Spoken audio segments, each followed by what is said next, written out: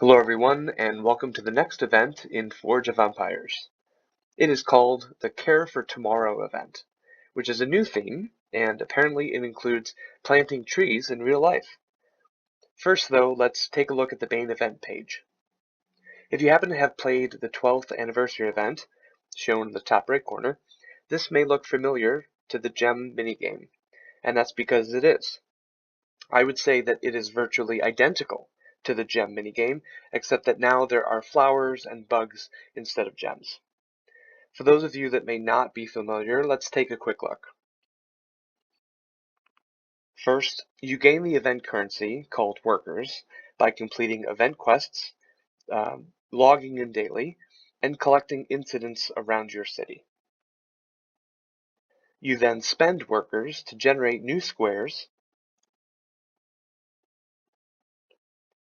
These unlocked squares need to be paired with a similar locked or unlocked square to be upgraded. The one thing I will say is that this version seems more difficult to tell the difference between levels of squares. In past games, the gems were easier to make out and combine. One gem combined into another gem made two gems, and then two gems and two gems made three gems, and then likewise, 3 and 3 made 4, and that got you the most keys. Speaking of keys, you can create keys by matching one half of a key square with the other half, like this. Then you can deposit full keys into the middle here to receive a number of colored keys, which you trade in for chests. Chests can contain a variety of prizes, including the daily special prize.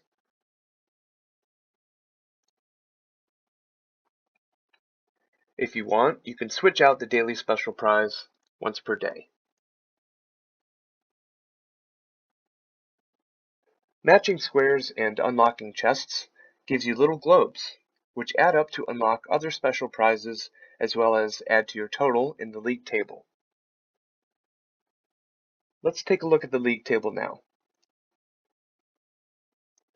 There's 5 different levels you can achieve against other players in your world. The top 1% get a few unique buildings. The first being the Evergreen Hover Express Level 3, which gives Guild Battleground attack and defense for attacking armies, defense for defending armies in Quantum Incursion, as well as forge points and goods. It also gives fragments for the golden version of the event special building, which we'll look at later. Next is the Ascended Earth's Eden, a 3x3 building with a Guild Battleground and Guild Expedition boosts, and some supplies and forge points. These boosts will only last for 10 days, then it will downgrade to a lesser building. Then there is the Ascended Green Guardians Market, with Battleground and Expedition boosts as well, and also coins and goods. It too will downgrade after 10 days. Other levels have similar buildings, but with lower boosts and rewards. Now let's look at the main prizes, with the usual 3 tiers. The top tier costs $29 this time, up from $25 I think in other events, and the middle tier is still $15. We see some familiar buildings here, like the ones that we just covered in the league table, and also some from past events, like the golden goal gyros.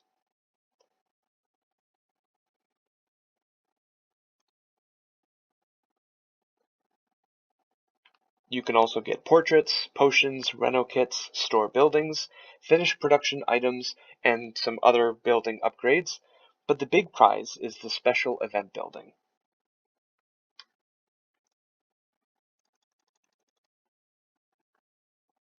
It only has 7 initial levels, and surprisingly does not give any army boosts whatsoever.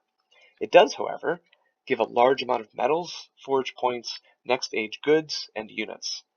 It also gives fragments for other buildings and upgrades for itself. It is a 6x6 footprint, which is fairly large, and it does require a road. But the coolest thing about it is that it has a boost for forge point production, which we've only seen before with Forgotten Temples. Unlike Forgotten Temples, though, this doesn't have a time limit. What's even better is that the silver version increases all of these rewards, including the forge point boost,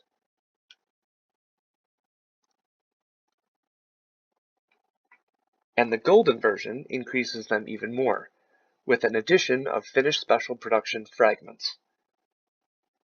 The Space Age Titan version gives 145 forge points per collection, which I think is the most in the game, and I don't think that counts the 3% boost, or even doubling it with the Blue Galaxy.